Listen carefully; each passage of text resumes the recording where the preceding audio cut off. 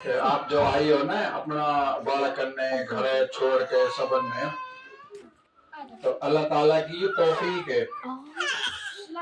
اللہ جا کے لیے توفیق دے وہ دین کے لیے قبول کر لیے، اور اللہ جا کے لیے توفیق نہ دے وہ دین سے الگ کر دیے.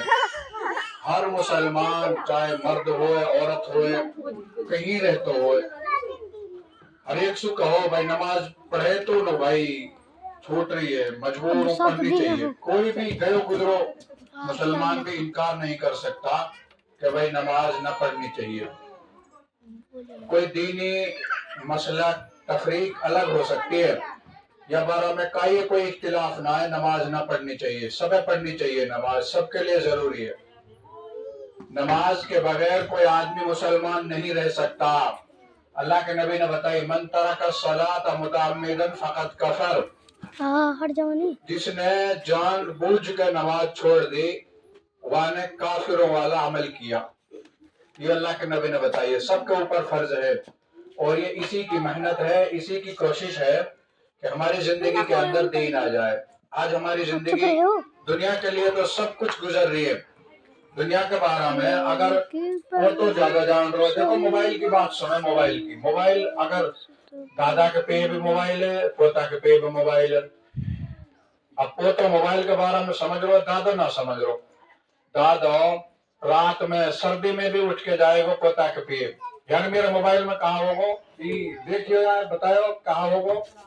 اور دین کی بات اگر دادا کے پاس میں آنا رہی، پوتا کے پاس میں آ رہی ہے، تو وہ دادا شرم کی وجہ سے وہاں سے پوچھے گا نہیں. یہ ہے اللہ تعالیٰ کا قرآن کہتا ہے کلا بل ران علی قلوبہم ما کانوا یکسبون، کہ ان کے دل جو ہے نا یہ اندھے ہو چکے، یہ کالے ہو چکے، دنیا ان کے دلوں کے اوپر زنگ کر گی.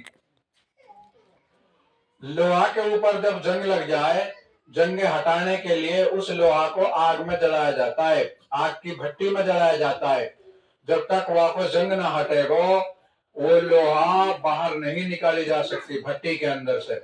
اگر یہ انسان اسی طریقے سے دنیا کے اندر رہ کے دنیا کماتے ہوئے اللہ کے یہاں چلو گو تو اللہ تعالیٰ اس کو کہاں لے جائیں گے؟ پھر اس کو اللہ اس آگ کے اندر جلائیں گے جس کا ایندھن آدمی ہوگا، پتھر ہوگا، اور پھر وہ آگ خطرناک آگ ہوگی. وہ آگ کیسے ہوگی؟ ہمارے نبی محمد صلی اللہ علیہ وسلم نے فرمایا کہ آگ کے اندر سے، جہنم کی آگ کے اندر سے ایک ڈول پانی کا بھر کر 7 سمندروں میں ڈال دیا جائے تو یہ 7 سمندر اس کی تیزی کی وجہ سے ابل جائیں گے، کھدک جائیں گے. اللہ نے اس انسان کو اس آگ کا ایندھن بنانا ہے. پھر اگر یہ اس دنیا کے اندر رہ کر محمد صلی اللہ علیہ وسلم کے طریقے کے مطابق زندگی گزار کے نہیں جائے گا. یہ عورت ہے، اس کے لیے ضروری ہے یہ پردہ کے ساتھ زندگی گزارے. یہ عورت ہے، اس کے لیے اللہ نے ضروری کیا ہے اپنا شوہر کی بات مانے. یہ عورت ہے، اب یہ جوان ہو گئی، اب اس کی شادی ہو گئی، اب یہ کسی کے گھر آئی ہے، اب اس کی ذمہ ہے، ضروری ہے یہ اپنی ساس کو عزت دے، اپنے سسر کو عزت دے، اپنے شوہر کو عزت دے، اس گھر کو جنت کا نمونہ بنائے. تو اللہ تعالیٰ اپنی مدد اس کے ساتھ میں شامل حال کر دیں گے. اور یہ ہے ماں کی تربیت اولاد کے لیے. ماں کی ضرورت ہے بچی کے لیے دین سکھانا، اس کو صحیح دین کی سمجھ سکھانا اور دین کی طرف اس کو راغب کرنا. یہ ہماری سب کی ضروریتیں ہیں. ایسے ہی باپ کی ذمہ ہے اپنے بچے کو دین کی طرف لے جانا. آج ہماری اولاد جو ہے نا سب دنیا کی طرف چل رہی ہے، سارے دنیا کی ساری باطل، دنیا کی گندگی، دنیا کی اندھیری بھری ہوئی ہیں ان کے اندر.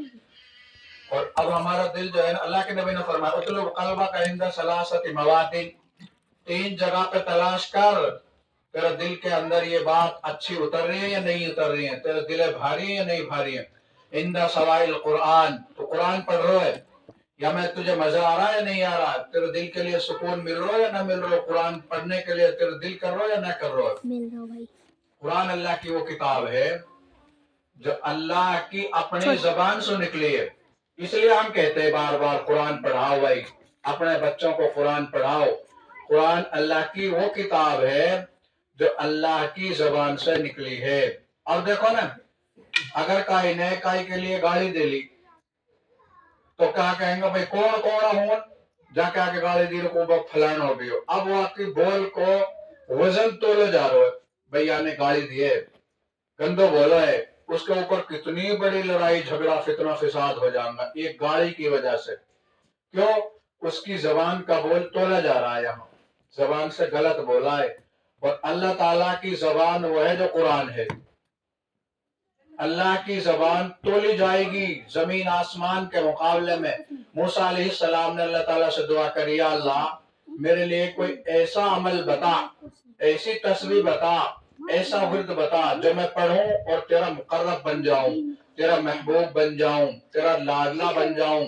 अल्लाह ताला ने फरमाया मूसा पढ़ा कर ला इलाहा इल्लल्लाह।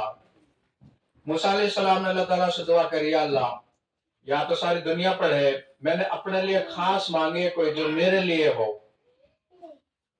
अब अल्लाह ताला ने फरमाया मूसा ये 7 जमीन 7 आसमान अरश कुर्सी जिसके ऊपर अल्लाह बैठे हुए हैं, अरश कुर्सी सिदरतुल मुंतहा फरिश्तों की एक मस्जिद है 4थे आसमान पे जहां फरिश्ता अल्लाह की इबादत करते हैं। और जन्नत और जहन्नुम, इंसान, जिन्नात, ये सारी चीजें, पहाड़, हवा, दरख्त, मकान, अल्लाह ताला फरमाते हैं ये एक पलड़े के अंदर रख दिए जाएं और एक पलड़े में इखलास से पढ़ा हुआ कलमा ला इलाहा इल्लल्लाह रखा जाए तो अल्लाह ताला फरमाता है मुझे मेरे रब होने की कसम है कि ये पलड़ा झुक जाएगा जिसमें ला इलाहा इल्लल्लाह होगा। जो ला कहा वो ला हुआ, वो ला भी उसमें ला हुआ, जुज ला हुआ, कुल ला हुआ, फिर क्या हुआ? अल्लाह हुआ। आज अल्लाह हमारी जिंदगियों के अंदर से निकला हुआ है। नबी सल्लल्लाहु अलैहि वसल्लम का तरीका हमारी जिंदगियों के अंदर से निकला हुआ है और दुनिया के सारे तरीके हमारे पास में मौजूद है। सारी बातें ने हम जान रहा दुनिया की ने ना जान रहा, दीन ना जान रहा। गफलत है, दीन की तरफ से गफलत है, हमें कोई पता ना है नमाज में कैसे खड़ो होना है, हमें कुछ पता ना है रुकू में कौन सी तस्बीह पढ़नी है, कितनी बार पढ़नी है और कमर ज्यादा झुकानी है या थोड़ी झुकानी है, हमें कुछ पता नहीं है। मेरे कपड़ा पे गंदगी लगी हुई है, इससे नमाज हो जाएगी या नहीं हो जाएगी? ये कपड़ों नापाक है, इसका पाक करने का तरीका क्या है? ये हमारो बर्तन है या मैं कुत्ता ने मुंह दे दियो, अब यू कैसे पाक होएगो? देखो समझो एक होवे पाक, एक होवे साफ। बर्तन जब तक शरीयत के मुताबिक कुत्ता को झूठो साफ ना करो जाएगा वो साफ हो जाएगा। तो साफ कैसे होएगा? चेहरा देख लो, हमें चेहरा नजर आएगा, प्लेट होए, कटोरी होए, कुछ भी होए, लेकिन पाक नहीं हो सकता जब तक शरीयत के मुताबिक उसको पाक नहीं किया जाए। और अल्लाह तबारक व तआला यह बात बता रहे पाक जिंदगी गुजार, या अय्युहर रुसुलु कुलू मिनत तय्यिबाति वअमलू सालिहा। ए मेरे नबियों, ए मेरे रसूलों, हर एक के लिए अल्लाह ने हुक्म दियो पाक खाओ, पाक कमाओ, पाक पहनो, पाक जिंदगी गुजारो। औरत के लिए जरूरी है पैर का नखून से लेकर सर के बाल तक जिस्म का छुपाना, इसीलिए इसका नाम अल्लाह ने औरत रखा है। औरातिल्लकुम लैसा अलैकुम जुनाहुन वला अलैहिम, अल्लाह ताला ने 18वां पारा में बताया औरत का मतलब ही छुपना है। और औरत कहें अरबी जबान में छुपने की चीज, छुपाने वाली चीज, इसीलिए तो अल्लाह ताला ने मस्जिद में मना किया। अल्लाह के नबी सल्लल्लाहु अलैहि वसल्लम के दौर में औरत मस्जिद में जाया करती थी, बाजमात नमाज हो गई, हज़रत उमर रजी अल्लाह अन्हु ने अपने दौर खिलाफत में मना कर दी, नहीं नहीं नहीं, अब हमें यहाँ बदतमीजी का अंदेशा है, अब हमें यहाँ बदनजमी का अंदेशा है, इसलिए औरत के लिए मना किया। औरत घर में नमाज पढ़े, औरत घर में और घर में और घर में अंदर छुप के नमाज पढ़े। ये औरत है छत पे नमाज न पढ़े, नीचे नमाज पढ़े जहां इसे कोई गैर महरम न देखे। अल्लाह ताला ने ये बताई बात, ये तरबियत की जिंदगी है, ये चाहा जाता है। आज हमारी जिंदगी नफरत से भरी हुई है, आज हमारी जिंदगी बदतमीजी से भरी हुई है, गफलत से भरी हुई है। हमारी रात गफलत में गुजरती है, हमारा दिन गफलत में गुजरता है। कौन सा घर ऐसा है जिसमें कुरान न रखी हो? उसके ऊपर गर्द छाया हुआ है, मिट्टी छाई हुई है, पढ़ने की तौफीक नहीं होती। अल्लाह ताला कह रहा है या अय्युहल्लज़ीना आमनू, ए ईमान वालो, ए ईमान वालो। हमें कभी तो ये इतनी बदतर कौम, बदनसीब कौम है جسے صبح بستر سے اٹھ کر کھڑا ہو کر 2 رکعات 2 رکوع پڑھنے کی توفیق نہیں ہوتی.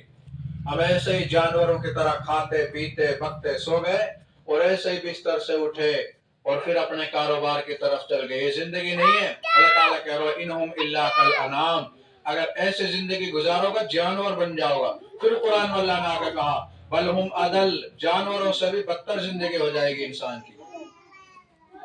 اس سے بچ کر ہمیں یہ غور کرنا ہے کہ یہاں میرے نبی کا طریقہ کیا ہے. اللہ کے نبی صلی اللہ علیہ وسلم کی بیٹان سو نسل نہ چلی.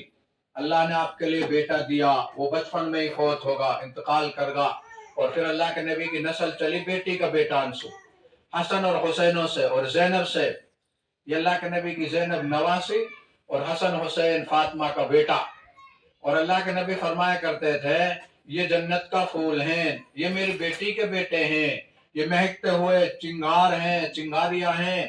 یا اللہ میں ان سے محبت کرتا ہوں، جو ان سے محبت کرے تو اس سے محبت کر، جو ان سے نفرت کرے تو اس سے نفرت کر. اللہ کے نبی کی نسل ان سے چلی، لیکن کبھی کوئی مائی کا لال بتا نہیں سکتا کہ انہوں نے نماز چھوڑ دی ہو.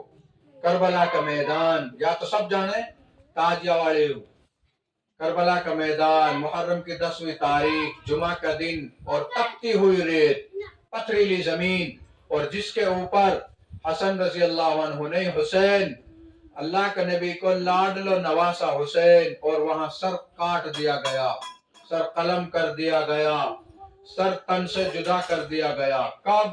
جب وہ وہاں نبی کے دین کے لیے لڑ رہے تھے اور پیاسے، چھوٹا چھوٹا بچہ.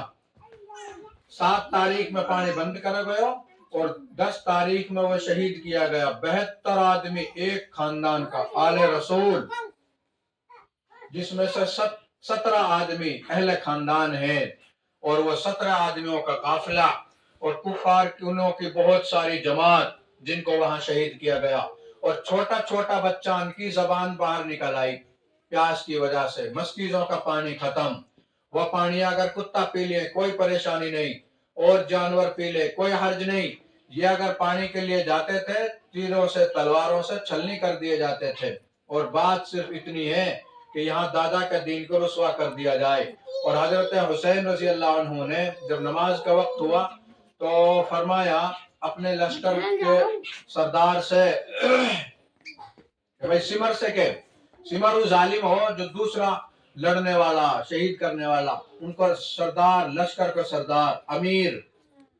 حضرت حسین نے فرمایا اس سے کہ بھائی سمر سے لڑائی بند کرے، نماز پڑھیں گا ہم. تو وہ ظالم نے کہا تمہارے لیے اجازت نہیں دی جا سکتی، تمہاری نماز نہیں ہو سکتی.